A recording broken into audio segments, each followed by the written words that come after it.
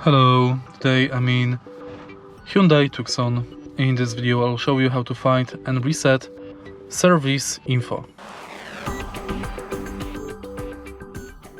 In the beginning, let's take a look at the instrument cluster display and navigate through it using this panel on the steering wheel. Now take a look on the instrument cluster and go to Car Info. Scroll down and here is your service info. Mine is currently in 16,000 kilometers, 340, and in 370 almost days. To reset it, press and hold OK button. And now my service info is reset. And that's basically it. If you find this video helpful, please leave like, comment and subscribe.